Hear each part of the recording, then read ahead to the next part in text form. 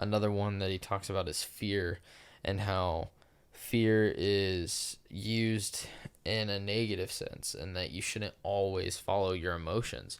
That there's a lot of times if there's something that scares you, it's probably something you should do, because the more time you keep yourself from doing something you don't want to, let's say make a phone call to a client or something along those lines, the more time you spend in between like that and actually making the phone call, the less likely you are to make the phone call.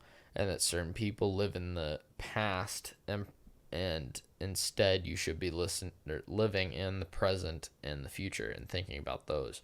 Because if you're looking towards the future and you're in the now, you can then imagine basically where it is you're working towards, and then do everything you can now to get there.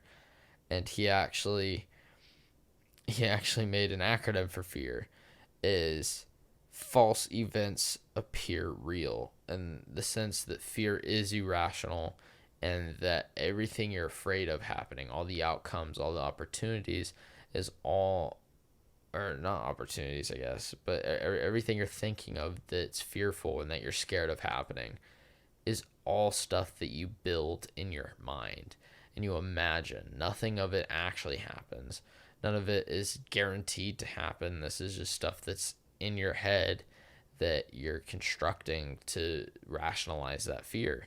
And in all reality, you're making the events in your head and they're not actually happening, and it's keeping you from doing something that you really need to do.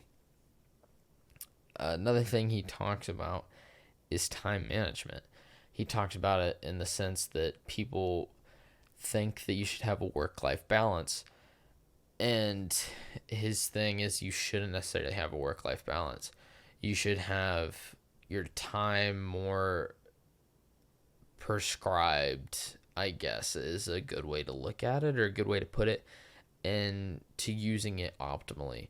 Basically, time is the most valuable thing we have, and you only have an absolute amount, and there's only so much you can do with that time. So the more you're able to do in a shorter amount of time, the more you might be able to save yourself in the long run.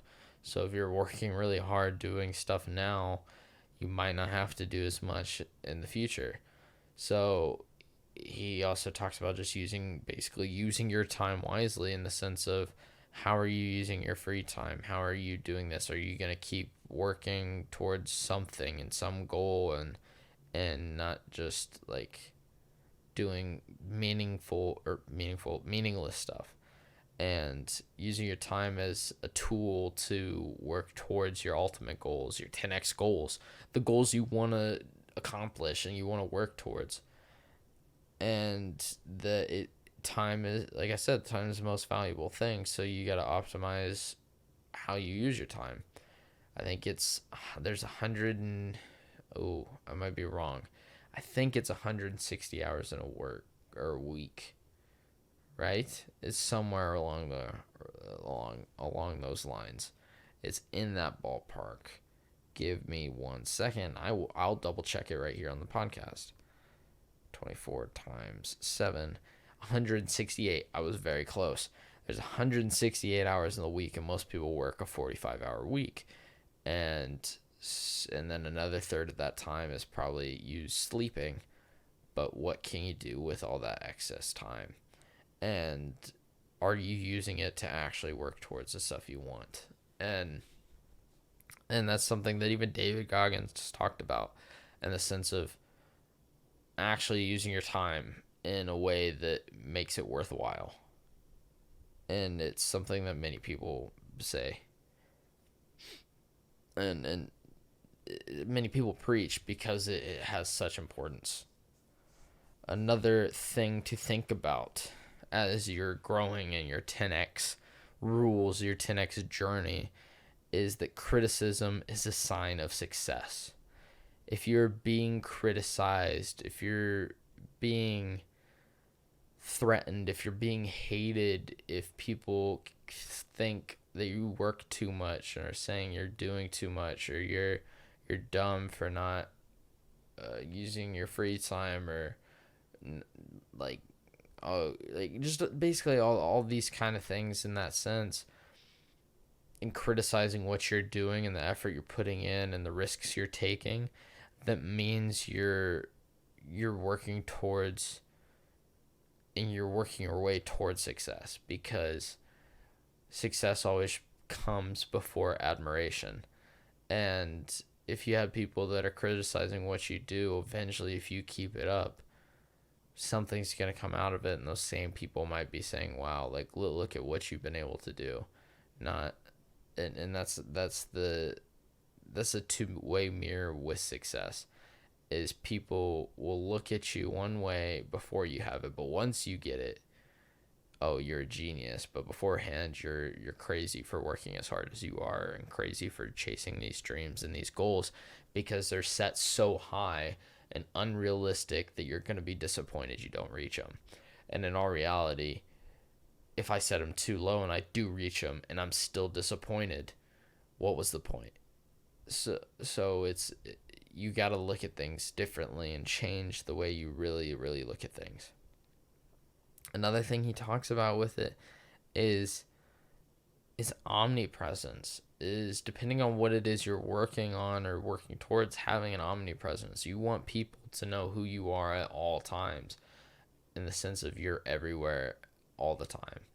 And nowadays that can be so easy with social media, in the sense, and that's kind of what he's been able to do. I mean, he has books, he had a TV show for a while, he has a podcast, he posts Instagram stuff all day, Facebook, Twitter.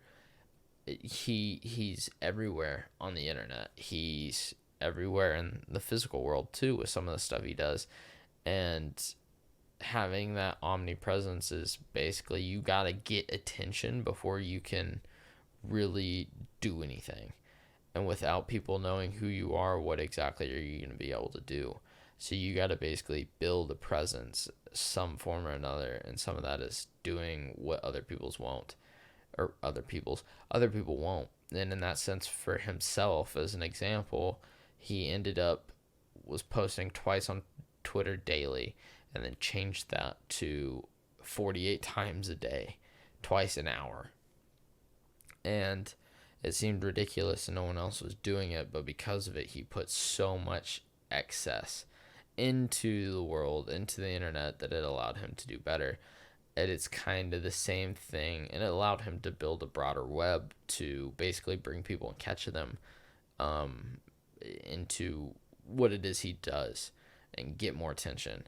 And one of the things that he talks about is how, with everything that happens in this sense, is that luck is something you create.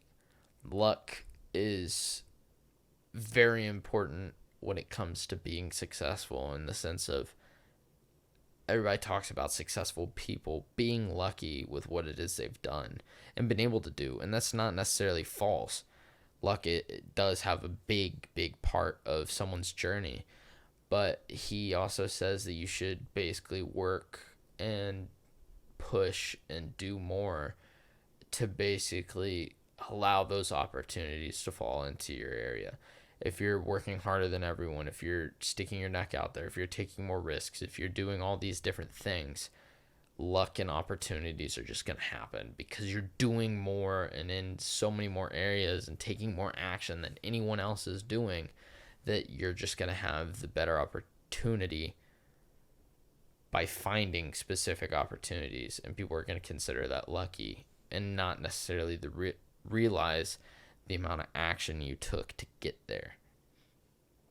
Another thing he talks about is just excuses, in the sense of excuses just discourage and deplete, and there's no real reasons, and that excuses are stupid.